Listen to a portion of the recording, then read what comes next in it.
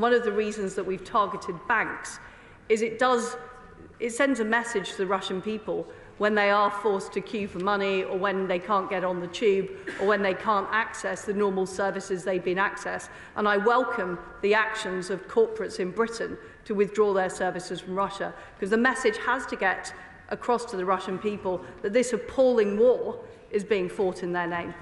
Thank you very much. Mr. Speaker, on the referral to the International Criminal Court, what more can be done to assist in the collection and preservation of evidence, including forensic evidence, of potential war crimes? And I ask the question because if that evidence is held in towns which, heaven forbid, the Russians eventually take, by the time the International Criminal Court asks for it, it may no longer exist. Exactly. In terms of our ICC referral to the prosecutor, which is now being taken forward, we are working closely with our allies on helping collect that evidence, and it's important we did that early on. This is being led by the Justice Secretary. As I've said, he'll be visiting The Hague to work out how we can do and make sure we've got that evidence collection. And can I praise the brave British journalists who are currently operating in Ukraine? We saw a terrible attack on the Sky team, completely unforgivable action by the Russian army, and those people are valuable in helping collect the horrendous evidence that is happening. Thank you very much, Mr. Speaker. Ukraine's national debt is already crippling their economy. In 2020, it stood at $94 billion. At this truly dark moment, it's unconscionable that it should be required to service that debt or take on more. So can she tell us whether she's had any conversations with other governments, the IMF, the World Bank, G7 or EU foreign ministers, about sweeping debt cancellation for Ukraine, perhaps along the lines of the mutual aid agreement struck by the Allies in World War II? The Honourable Lady makes a very good point. My right honourable friend, the Chancellor, has been discussing this with G7 finance ministers. We are doing all we can to support Ukraine and enabling them to have the finances they need, both to resist Russian aggression, but also eventually to be able to rebuild their country after this horrendous invasion. Alison McGovern. Thank you, Mr. Speaker, and I agree with the member from Moray who began this question that, like all bullies, Vladimir Putin demonstrates horrific patterns of behaviour. He helped to starve Syrians in Aleppo and elsewhere, and now he is obliterating Ukrainian cities. But don't we also have to look at our own patterns of behaviour? Because, Mr. Speaker, I see the same administrative failures that hampered our response to Syrian refugees, now limiting that desire that the British public have to help Ukrainian refugees. That administrative incompetence is harming our approach. And can I ask the Foreign Secretary what considerations she has made of the inadequacies of the Home Office on Foreign Office objectives? We do have to learn the lessons of the past 15 and 20 years where we didn't do enough to tackle Putin, we didn't do enough to tackle Russia, and we allowed the build-up of force, and we didn't respond strongly enough to what happened in Crimea and what happened in the Donbass. And I'm determined to do things differently. That is why the UK is leading on diplomacy, but also on the toughest possible sanctions and on the toughest possible support for the Ukrainian people in their resistance. I've already briefed the House on the Home Secretary's rollout of new centres to help Ukrainian people with the visas. She's opened up a family route, she's opened up a sponsored humanitarian route, and we continue to take that forward, and we are open for refugees. Thank you very much, Mr. Speaker. And today being International Women's Day, we see all the women trying to escape with their families, with their children, with their mothers and fathers, to reach a place like Poland, which of course has offered refuge to some million refugees, Ireland, several 100,000, but here in the UK, barely 100 being able to find refuge. And this is a shameful lack of humanity in the face of the greatest humanitarian catastrophe in Europe since World War II. Does the Secretary of State agree that this paltry effort to offer refuge is a stain on our otherwise commendable effort to the crisis in Ukraine? And will she urgently work with the Home Secretary, shake up the Home Office and get this sorted? Foreign Secretary. Well, as I've said, the Home Office have opened new centres for people to be able to put their applications in. They are running a 24/7 helpline. They do have the surgery for MPs in Portcullis House. And I would also point the Honourable Lady to the fact that we are the largest donor of humanitarian aid, 220 million. We want to help people also settle in region. Many people coming from Ukraine want to settle locally, and we're also helping in that effort by sending our humanitarian teams to the region. SNP spokesperson Chris Law. Mr. Speaker. On International Women's Day, Europe is leading and united in welcoming over 2 million refugees, almost all of which are women and children, fleeing the bloody and murderous war by Putin against Ukraine, its citizen. Yet, pitifully, the UK stands at only 300 visas. Shamefully this morning, Mr. Speaker, we learn in the Daily Telegraph that while Ireland has waived visas and expects to welcome 100,000 refugees, the UK government has expressed fears that this will create a drug route to the UK. So on the very day that President Zelensky will address this House, does the Foreign Secretary realise that the Home Office's continued xenophobic and inhumane immigration policy must be for her and her office a complete humiliation, as it undermines the support for Ukraine and its people? And will she now call on her colleague, the Home Secretary, either to reverse this policy or to resign? Foreign Secretary. As I've said, we've opened up 2 new routes. The Home Secretary has opened up a family route. She's opened up a sponsored humanitarian route. And we're also doing huge support in the region. We're working very closely with the Ukrainian government as well as local governments like the Polish. Mr. West. Question 4, Mr. Speaker. Minister. Mr. Speaker, with permission, I will answer questions 4, 14, 17 and 23 together. Russia's assault on Ukraine is unprovoked, premeditated, barbaric and an assault on a sovereign democracy. And the UK has committed £220 million of humanitarian assistance to Ukraine and the region. We are in regular contact with our allies across the world, as well as international agencies such as the UN and other humanitarian partners and donors, to assess the needs on the ground and to ensure an internationally coordinated response. We call upon Russia to respect their obligations under international humanitarian law. Liz Twist. Mr. Speaker, it's absolutely vital that those humanitarian corridors remain open to facilitate the safe passage of refugees from Ukraine, as well as the safe passage of humanitarian aid into the country. So what steps has the Minister taken in conjunction with NATO allies to ensure that that happens? Minister.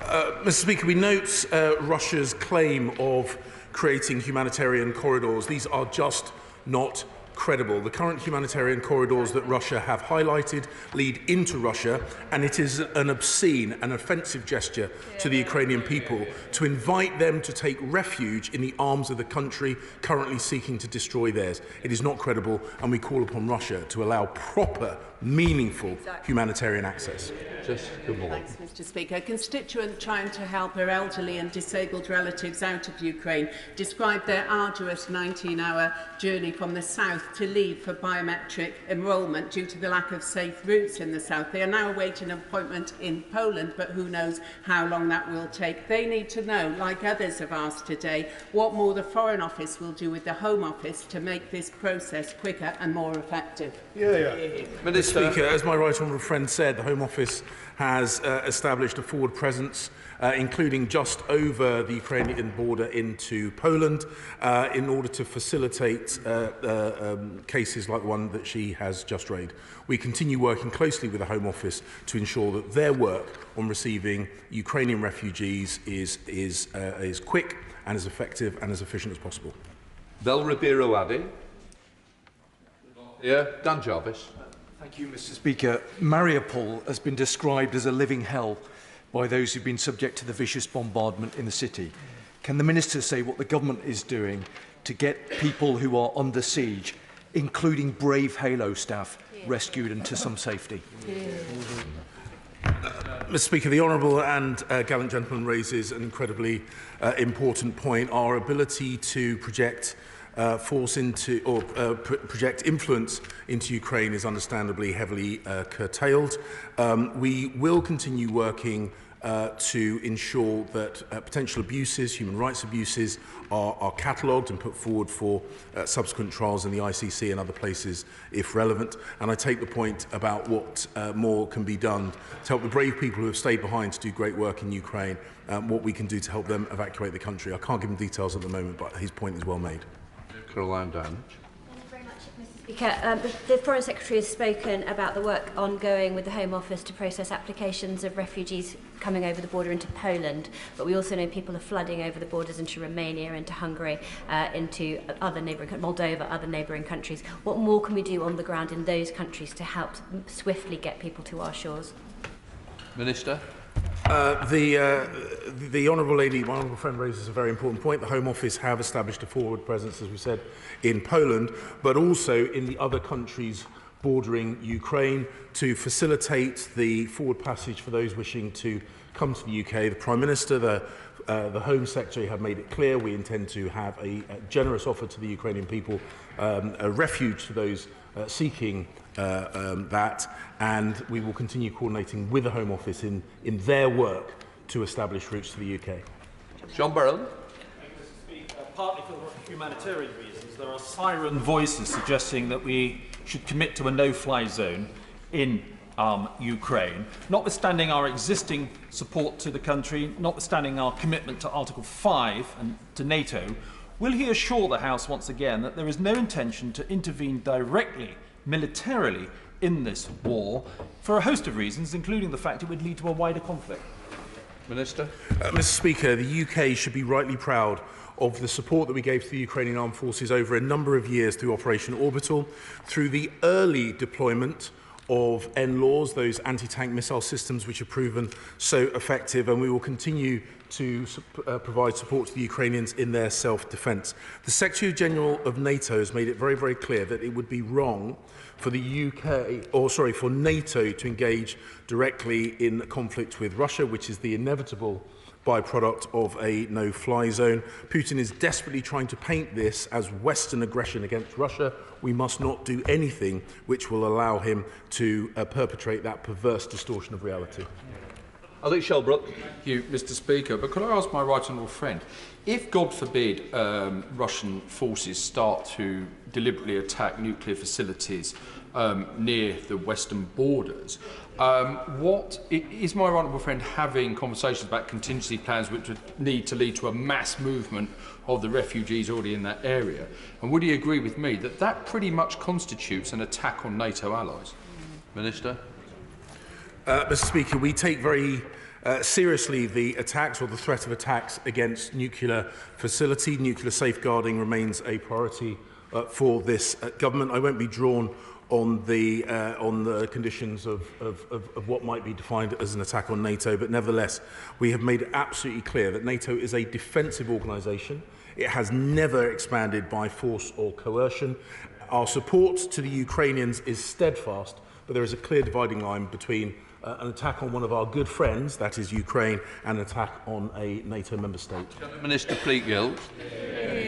Thank you, Mr. Speaker. This International Women's Day, hundreds of thousands of women are massed in the freezing cold at the borders of Ukraine, traumatised children in their arms as they flee from Putin's bloody, unprovoked war.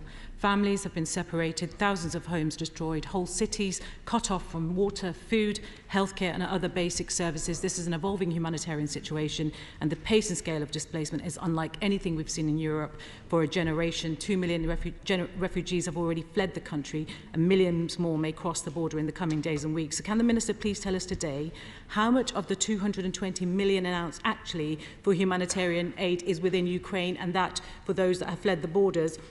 And will he agree to provide us with a monthly breakdown of pledges against what has actually been dispersed? We've got to act swiftly, and we do need to know what has been dispersed to date. So will he tell us? Minister. Mr. Speaker, the Honourable Lady makes the point this is a rapidly evolving situation. We have made recent announcements of humanitarian support, which are very significant, the largest in the world at this stage. We will, of course, be more than happy to keep the House up to date with the dispersal of that humanitarian aid, and we will do that through the normal means. Gareth Davis. Thanks, Mr. Speaker. India is the world's 6th largest economy and an important partner for the UK. In May last year, the UK and India committed to strengthening our economic and security relationship through a new comprehensive strategic partnership. Our trade and investment with India is set to grow further, and we continue to work together on security and defence. Gareth Davis. Thank you, Mr. Speaker. Does my honourable friend agree that the UK's development finance organisation, British International Investment, has a critical role to play in strengthening our economic ties with India and promoting our entrepreneurial spirit that our two countries share? Mr. Speaker, I completely agree of the importance of British international investment across the world. And can I point to the very firm statement that the Foreign Secretary gave at the Foreign Affairs Committee yesterday when she emphasised the need to strengthen our economic and defence relationship with India in order to pull them away from the orbit of authoritarian regimes such as Russia. Martin Docker to use. Thank you, Mr. Speaker. I wonder if the Minister could, with India now arbitrarily detaining UK nationals such as my constituent Jagtar Singh Johal for over 4 years now and failing to defend the democratic right of national self-determination for Ukraine, how the trade negotiations are going. Mr. Speaker, can I point again to the very important statement that the Foreign Secretary gave yesterday? It is vital that we continue to strengthen our economic and defence relationship from India. However, I would like to point that the constituency case that he mentioned regarding Jagtar Singh Johal was raised by the Foreign Secretary with her counterparts in India recently. Andrew Jones. Question 7, Mr. Speaker. Mr. Speaker, the UK is working closely with our G7 partners to make it clear our support for Ukraine's sovereignty and territorial integrity, and that we will not accept Russia's campaign to subvert its democratic neighbours. My right honourable friend, the Foreign Secretary, is working extensively with her G7 counterparts and met with them in Brussels on the 4th of March to coordinate our response, including robust economic measures, financial sanctions in response to Russian aggression. Jones.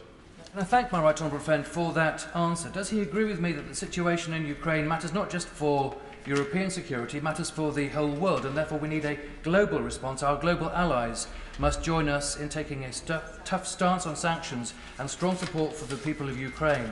The attack on a democratic nation may have taken place on our continent, but it has significant global implications. My honourable friend is absolutely right. My right honourable friend, the Foreign Secretary, discussed our potential sanctions response with G7 partners in Liverpool late last year, and he is absolutely right. The eyes of the world are watching our response to this, and the message we must send is absolutely clear, that the G7 and the wider international community, including countries in the Far East, many, many miles from this conflict, are resolute in standing up against this kind of aggressive behaviour, and we will maintain that position. Shadow Minister Stephen Goiter. Thank you, Mr. Speaker. I welcome what the Minister said about coordination with the G7 on Ukraine. But would he also agree with me that Putin seeks to create instability and insecurity elsewhere in Europe at the same time, including in the Western Balkans, in Moldova and, of course, in the Caucasus? Could he tell us what he's been doing with G7 counterparts and indeed our partners in the EU to address those attempts to create instability across the rest of Europe? Minister. Mr. Speaker, the Prime Minister, my right honourable friend, the Foreign Secretary, met with the Prime Ministers and representatives of the Western Balkans just last week. He is absolutely right that we mustn't allow the situation in Ukraine to have a destabilising effect on other parts of the continent, or indeed, as my honourable friend said, other parts of the world. We will continue our close engagement with partners in the region and beyond to ensure that we deal with the situation in Ukraine and do not allow it to have a destabilising effect more broadly. Julian Lewis. Thank you, Mr. Speaker. Now that the free world has woken up to the reality of the cold-hearted ruthlessness of Putin's police state, does the Minister agree with me that the most important thing that members of the G7, who are also members of NATO, can do to secure European security is to raise their defence budgets to levels that we used to spend when faced with this sort of confrontational approach from Russia? Minister. My right honourable friend makes an incredibly important point. The UK is, I think, rightly proud of the fact that we have consistently met our 2% of GDP target for NATO expenditure. We warmly welcome the recent commitment of the German government in what is, I think, a politically bold and incredibly important move to increase their defence spending. This situation in Ukraine is a reminder that peace comes at a price, and we have to be willing to pay that price to maintain peace. Now go to topicals. Barbara Keeley. Topical number 1, Mr. Speaker. Foreign Secretary. Mr. Speaker, Putin's actions have shattered European security. In response, we've been at the forefront of providing support for Ukraine, stepping up sanctions to debilitate the Russian economy that funds Putin's war machine, isolating Russia on the world stage and strengthening NATO's eastern flank. We cannot have a world where might is right and sovereignty and territorial integrity are trampled. I'm rallying our partners to boost support for Ukraine and strengthen our collective defence. Barbara Keeley. Mr. Speaker, there have been reports of several actions by Russian forces in Ukraine which violate the laws of armed conflict, including reports today of the shelling of a hospital in Mariupol. Can I join my honourable friend, the member for Leeds Central, in underlining how important it is to document these incidents so that those responsible can eventually be held to account for their actions? But also, will the government do all it can to ensure the creation of a special tribunal to investigate the crime of aggression? Because the Ukrainian people deserve justice. Foreign Secretary. Well, I agree with the Honourable Lady about the appalling atrocities that are taking place and the need to document those atrocities. That's why the UK, with partners, 38 states, put the referral to the ICC, and that's why we're working very hard with our partners to collect that important evidence. Thank you, Mr. Speaker. Putin's Russia has been making aggressive statements towards Sweden and Finland. Does my right honourable friend agree with me that the UK should be very supportive of their application to NATO should they decide to apply, and we should look to expedite that, again, should they decide to apply? Mr. Speaker, NATO has a strong partnership with Sweden and Finland. Our close coordination, I can assure her, will continue. Our relationship with Sweden and Finland extends to our value partnership in security and defence, bilaterally and through regional groups such as the Joint Expeditionary Force and the Northern Group. I note closely what she said about future applications to join NATO from these states. Shadow Minister Fabian Hamilton. Thank you, Mr. Speaker. Mr. Speaker, Vladimir Putin's decision to severely restrict the BBC World Service in Russia is, I'm sure we'll agree, an attack on freedom of speech and accurate, trustworthy, excellent journalism. The BBC has provided reliable information to the Russian people as Putin wages an illegal and unprovoked war, which he claims to do in their name. Will the Minister therefore tell us what steps he is taking to ensure that the BBC World Service isn't targeted further in both Russia and across the rest of the world? Mr. Speaker, this government is firm in its defence of media freedom. This conflict in Ukraine has reminded us, if indeed we need reminding, how important the job of independent, honest journalism is internationally. The BBC World Service is a jewel in the British crown, and that the Russian language output that they are providing is incredibly important, allowing Russians to understand what is being done perversely in their name. Rob Butler.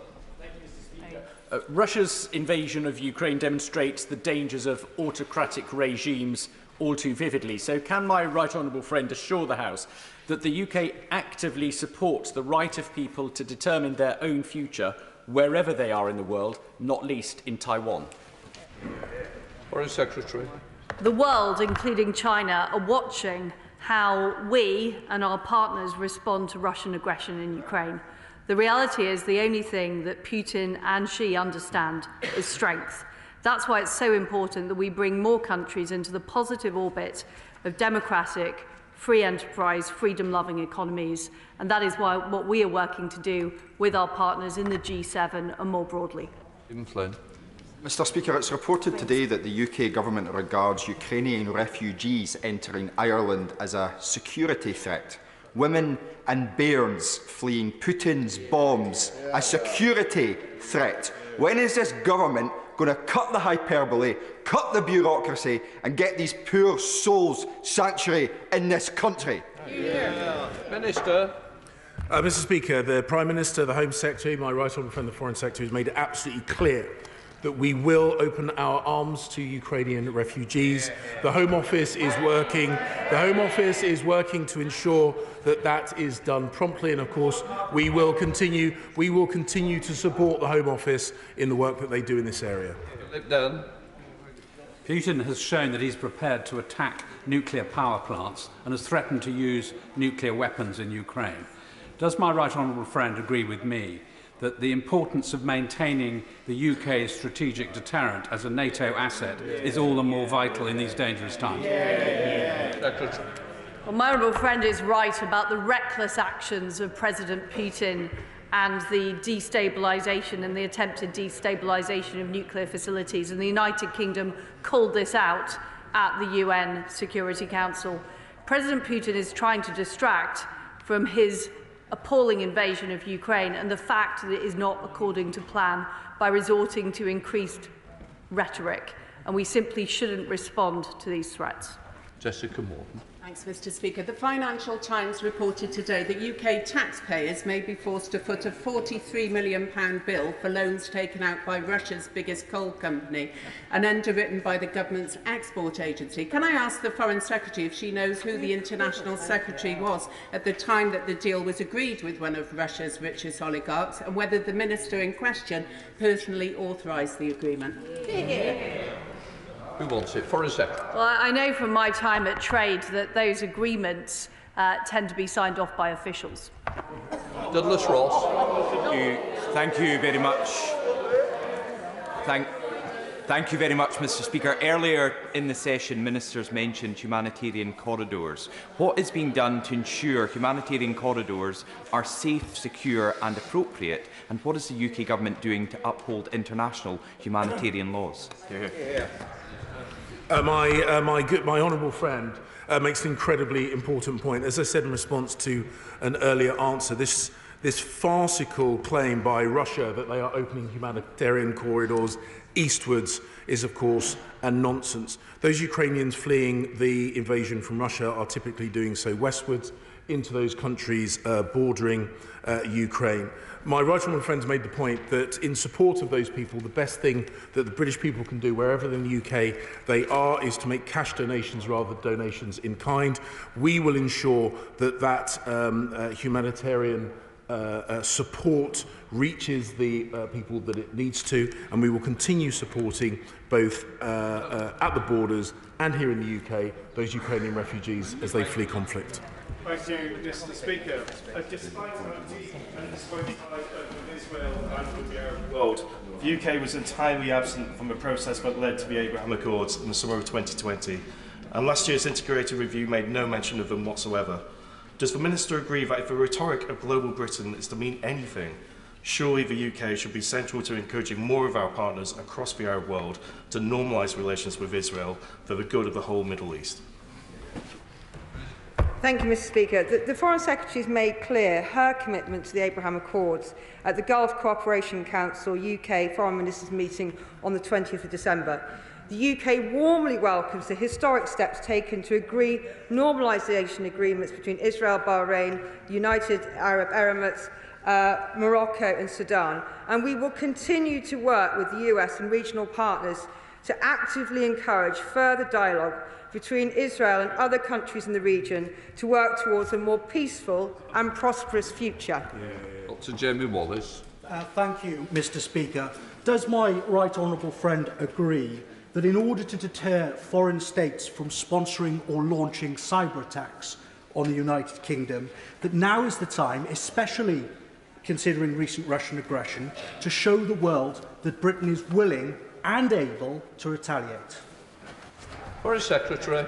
The UK remains vigilant to cyber threats, and we're ready to defend against them, working closely with our allies to deter, mitigate and attribute malicious cyber activity. And we have been very active in calling out the terrible cyber activity by the Russian government. And of course, we will consider all levers of power to protect the UK's security. Sarah Champion. Mr. Speaker, a year ago, the former Foreign Secretary commissioned an equalities impact assessment into the government's aid cuts. We have been trying for almost that length of time to get the document into the public domain. Today is International Women's Day. Will the Foreign Secretary publish the report by 4 p.m. today? Well, the Honourable Lady knows that in the budget we are doing this year, we are restoring the aid budget for women and girls back to its previous levels, and we're also restoring the humanitarian aid budget. But it is a matter of policy that we don't publicly release equality impact assessments because it has a chilling effect and people can't be honest internally. That is why we don't release them. But of course, I'm very happy to discuss the issue with her further.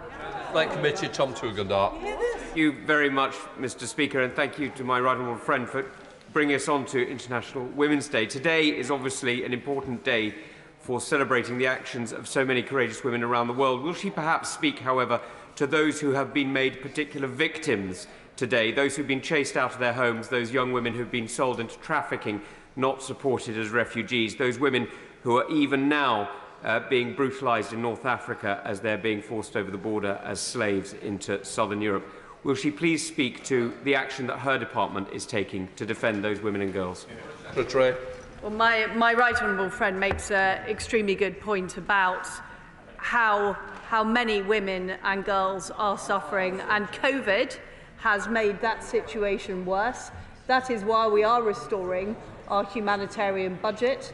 It's why we're restoring the women and girls budget, and it's why we are working on our prevention of sexual violence initiative to stop that happening, as well as increasing the amount of development spending we are using to tackle human trafficking, working with the Home Office.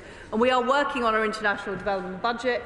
We will be announcing it fairly shortly, along with our overall humanitarian strategy. Aisley. Thank you, Mr. Speaker. I think the importance of the international events that the House is dealing with this morning is a clear demonstration that the Department is not the right place for the protocol to ultimately be dealt with. But on that vein, can I ask the Secretary of State that she recognises, that the Secretary of State recognises the huge damage being done by the protocol? It's costing £100,000 per hour to businesses in Northern Ireland. It's damaged the sovereignty of Northern Ireland's place in the United Kingdom. It's costing haulage 27% increase in prices. Will the Secretary of State now set a deadline, an absolute deadline, to deal with this matter once and for all? For a second. Well, I can assure the honourable gentleman I am dealing with this matter. I met various European countries last week to discuss reforming the Northern Ireland Protocol, which simply isn't working. What we have is communities in Northern Ireland being treated unfairly. We have an issue of getting goods from GB into Northern Ireland. We put forward a concrete proposal that will also protect the EU single market, and we need to see movement from the EU. Smith. Mr. Speaker, I have the honour of representing one of the largest Chagos Highland communities anywhere in the world, and the vast majority of them were absolutely appalled at the Mauritian government's recent publicity stunt, planting a flag on the outer islands of that archipelago. Can I get a reassurance from my right honourable friend that we support UK sovereignty of the British Indian Ocean Territory? Minister. I thank my honourable friend for his question, and let me be absolutely clear that the UK is in no doubt about its sovereignty over Biot. We were disappointed Mauritius turned a scientific survey into a political stunt. The raising of Mauritian flags on outer islands of Biot was an unhelpful way to approach a bilateral dispute. We did remove the flags planted by Mauritius on Biak territory. There certainly seems to be a range of reactions from Chagossians to this event, and it's also very interesting to hear of my honourable friend's constituents, and I'd like to pay tribute for all of his work representing Chagossians living in Crawley. The Cherry. Thank you, Mr. Speaker. The Minister is cautioning against donations in kind to Ukraine because of the red tape our exports are tied up in as a result of the Brexit deal. I know that for a fact because I've explored it on behalf of a number of charities in my constituency. So can I ask the Minister this? What action will the Department take to talk to EU counterparts to ensure the flow of humanitarian aid to Ukraine, given the complexity of sending second-hand goods, etc., abroad now? What the Honourable Lady has said is simply not true. The Polish government, who I think the Honourable Lady should be listening to, and she should take responsibility here, have said that donations in kind generate disproportionate amounts of additional working cost, which prove ineffective and counterproductive.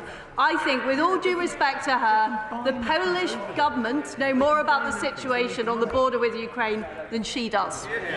Angel Mills. What discussions are the government having with our overseas territories and Crown dependencies to ensure that the measures we're taking on illicit finance are being supported by them? Those same rules are being introduced in their own territories as well? Good question. I thank my honourable friend for his question. The UK and the overseas territories stand united in condemning the Russian government. The UK sanction regimes apply to all of the overseas territories who are in complete step with the UK and our international allies implementing sanctions against Russia. Tony Lloyd, Sir Tony Lloyd. Thank you, Mr. Speaker. Mr. Speaker, we know that the National Crime Agency is underpowered. But we know that we have a common interest with our European allies in the search for credible information about those oligarchs who should be sanctioned. So can ministers tell us what steps are being taken to internationalise this search process to make sure we do sanction those who should be sanctioned? We are working with our international partners. I attended a meeting of the EU Foreign Affairs Council along with the US and Canada. We are talking about enforcement, we're sharing lists, we're sharing information to make sure that our crime agencies are able to tackle this illicit activity.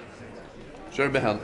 Thank you, Mr. Speaker. Yesterday, the Foreign Secretary said that one of the things that pained her the most was the sale of embassy buildings over many years, and she hoped no more of it would happen on her watch. Will she cancel the proposed sale of 45% of our Tokyo embassy estate, which would deeply dishearten one of our closest allies at a time when we are seeking to strengthen the Western alliance? I share my honourable friend's deep attachment to our Tokyo facilities, and I'm working very hard with our officials on what we can do to make sure that we retain our terrific presence, which is just over the road from the Imperial Palace in Tokyo, and any help that my honourable friend would like to give me as chairman of the APP Japan is very welcome, including financial assistance and help with the Treasury. Mr. Speaker, what representation has the Minister made to our counterpart in Kazakhstan on the use of force by security forces on people protesting against living standards and B, the repression of peaceful protest? Thank you. Mr. Speaker, following the outbreak of violence in Kazakhstan, my noble friend, the Lord Ahmed, met senior representative of the Kazakh government, including President Tokayev's special representative. In these contacts, he underlined the need to ensure that law enforcement responses are proportionate and in accordance with Kazakhstan's international obligations. He also stressed the importance of the investigation into the unrest being conducted urgently, transparently and effectively. Maurice Robertson, Thank you, Mr. Speaker. While the world rightly focuses on the terrible events in Ukraine, can I remind the House of the terrible ongoing conflict in the Tigray region of Ethiopia, where women in particular are suffering the most terrible attacks. There's also a potential famine situation. I know the Minister is taking a deep interest in this, but perhaps you could tell us if there's any more that the government can do to help. Minister.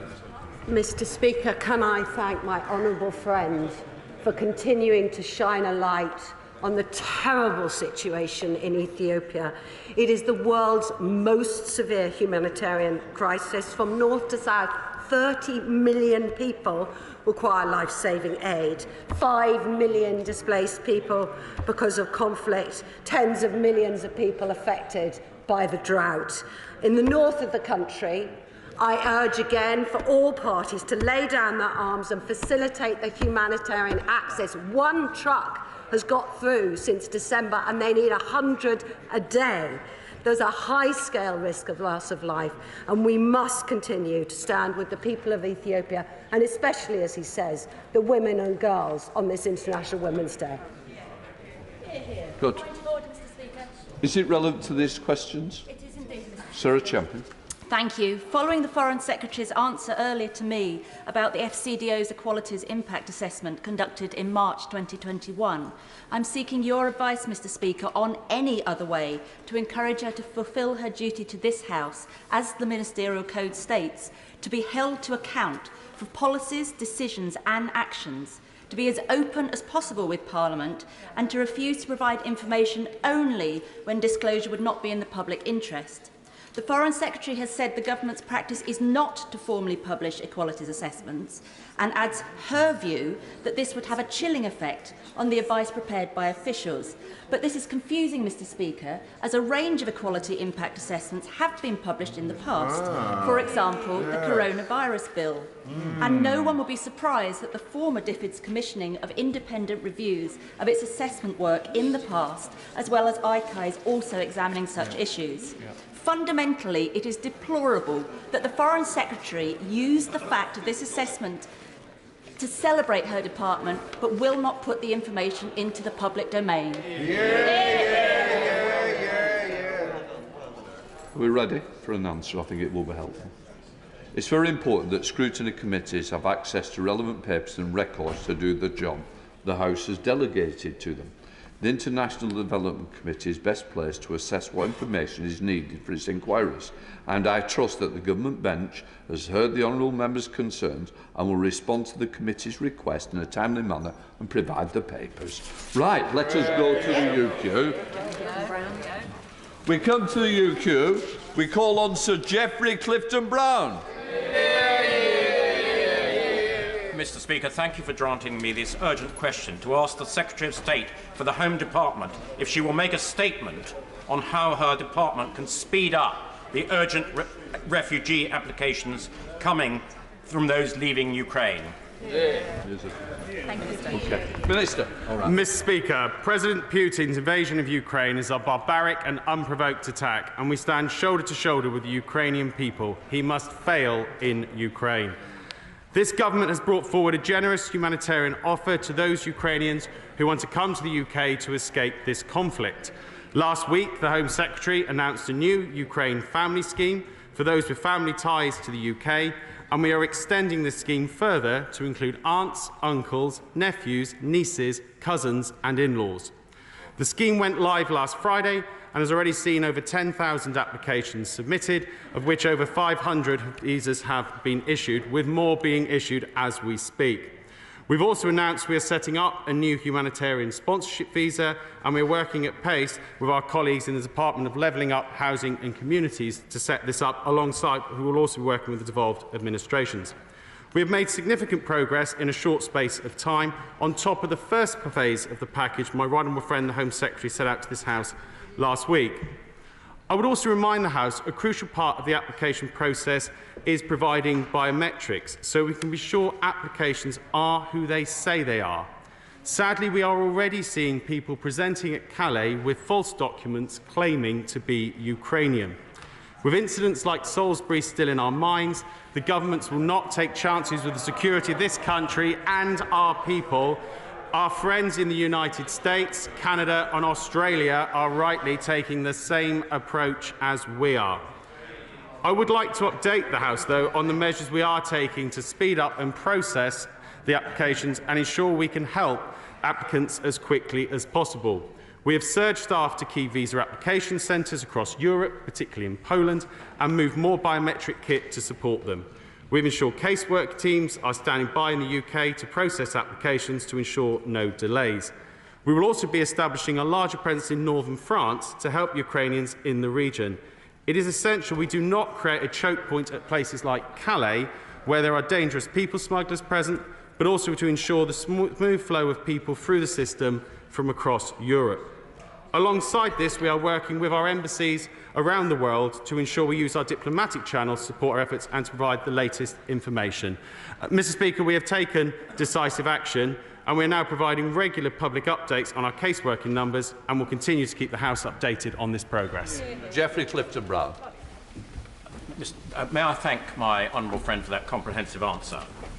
Mr. Speaker, it is very impressive that the Prime Minister and this government have taken such a world-leading role in uniting the West, imposing one of the toughest sanction regimes and providing military support for Ukraine. However, the UK has always been generous in admitting refugees, especially in times of crisis in Europe, dating back to the Huguenots.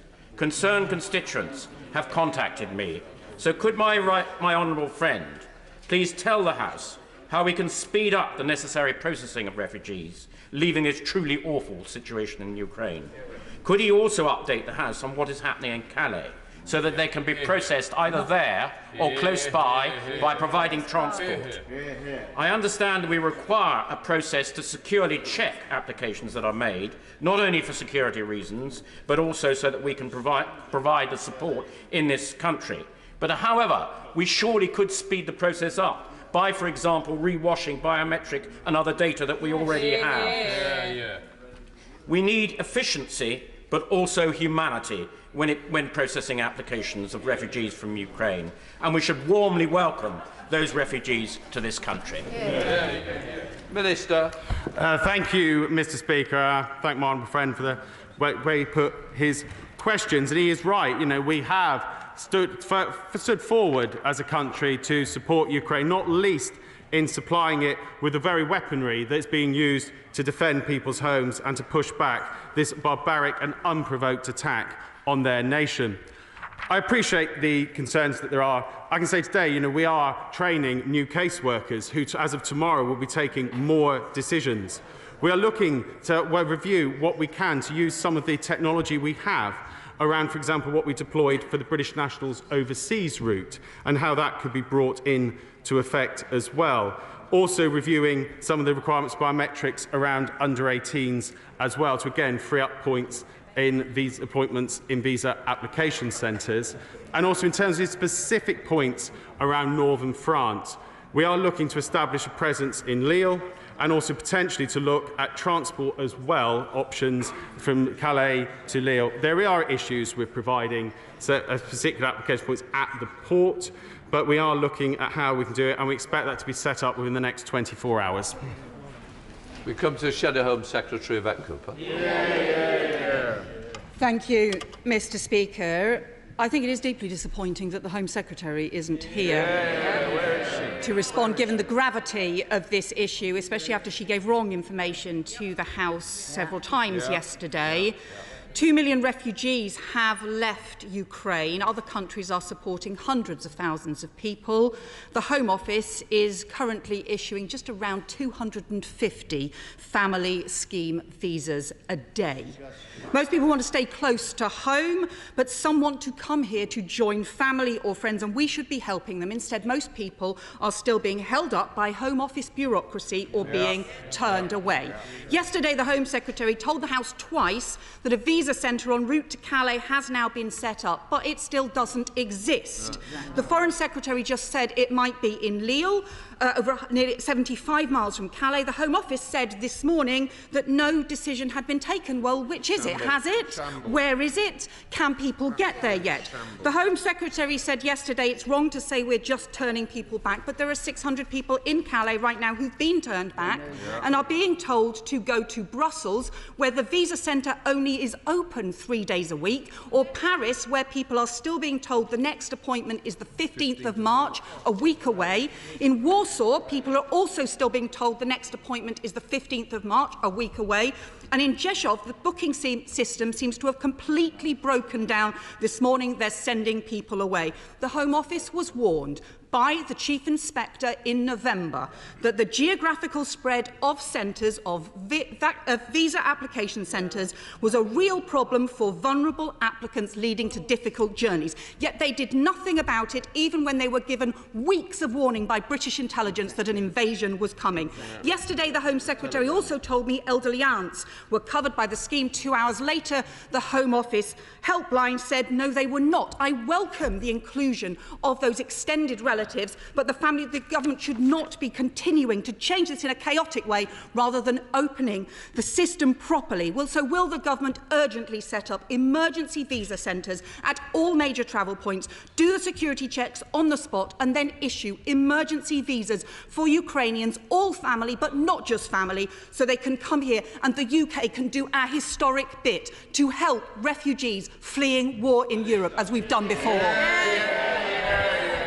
Well, thank you, Mr. Speaker. In terms of the points on setting up a facility in northern France, the answer was in the comments I've just made, in terms of Lille and in terms of setting up in the next 24 hours. In terms of the numbers she quotes, as I touched on, we are training more decision makers as we speak. We are pulling people in from across UKVI to ensure that there is literally an almost frictional approach to caseworking in this, and we will see the number of visas issued each day ramp up each day as we go forward. But, you know, this is a complex scenario. We have seen, as I've touched on already in the statement, people present themselves at Calais port pretending to be Ukrainian. Now, I appreciate some opposite may think that's not an issue, but I think we only need to look at some of the statements coming out the Kremlin to see which countries are very much in the crosshairs of Mr. Putin's Russia and regime, and also only have to look back a short period ago to see the impacts on this country, in this country, of attacks by those pretending they'd come here to look at a cathedral spire. So we will move out to extend. We recognise the desperate plight there is. That's why we're working with countries on the ground, providing humanitarian aid, ensuring we are providing the support, helping to provide support as people cross the borders, looking to ensure that we have a wide system that allows people to come here, abandoning many of our normal requirements to come here. You know, we recognise it's not a time for the usual immigration process, hence the system that we are setting up. And as we said, we have a confidence it will expand, it will go through. We know the British people will be generous. We know when we move to open up the sponsorship visa that many, including many of our own constituents, will want to stand forward. And actually, I would just say, we look at the actual surveys being done in Ukraine about which countries they feel are most on their side, and it's notable which one regularly comes top. Roger Gale. Mr. Speaker, I'm sorry that the Home Secretary is not here today to answer. In response to my question yesterday, the Home Secretary said, "I have already made it clear, in terms of the visa application centre that has now been set up en route to Calais, that we have staff in Calais." That was untrue. And under any normal administration, that in itself would be a resignation. There is no visa centre at Lille yet, in spite of the fact that the Foreign Secretary earlier this morning said that there was. A week ago, the Home Secretary announced a humanitarian sponsorship visa. There is yet no humanitarian sponsorship visa. Mr. Speaker, it's time the Home Office granted a visa waiver and allowed children and all of those adults with Ukrainian passports to come into the country now. Well, thank you, Mr. Speaker. I understand the Home Secretary clarified her remarks yesterday, and I've been clear in the position on the centre we are establishing. So I do hear the appeal made. What we would say, though, you know, there is a reason why we believe it is right that key security checks are done before people arrive here in the United Kingdom. We are, though, reviewing what particular position is around by providing biometrics by those aged under 18. Again, we will do that based on the balance of risk and advice we receive, including from our security services. As you know, we are a country that is in Mr. Putin's crosshairs. We are a country that has stood resolutely behind the Ukrainian government and continue to do so, and will be a country that will welcome literally thousands of people here in probably one of the biggest moves to provide shelter and refuge for a generation. We now come to SNP spokesperson Stuart C. McDonald. Thank you, Mr. Speaker. Can I start by joining with the right honourable gentleman? It is time to stop messing about with the broken bureaucracy. It's time to scrap it altogether. No more visas required. That is how we quickly fulfil our obligations to the people of Ukraine. Our European allies can do that safely and securely, so why can't the Home Secretary also? There are other ways to address our security concerns after arrival, as we do with non-visa nationals, as we did with evacuated Afghans. Don't quote Salisbury at us. That has absolutely nothing to do with this altogether, Mr. Speaker. How does he justify, in any event, all the other massive restrictions on who can come? Why can't a cousin join a cousin? Why don't any non-family ties count at all? And crucially, why is it that many thousands of Ukrainians in this country, whether skilled workers or agricultural workers or students, cannot be joined by anybody under the family rules just because they do not have permanent residence here? People can't wait months for possible community sponsorship. And finally, Mr. Speaker, I'm going to ask again, doesn't the last fortnight illustrate absolutely just how ill-conceived the disgraceful Nationality and Borders Bill is? Under that bill, a Ukrainian fleeing here to join a cousin or a friend could be criminalised, offshored, imprisoned, all because there is no visa for them. That is utterly indefensible, is it not?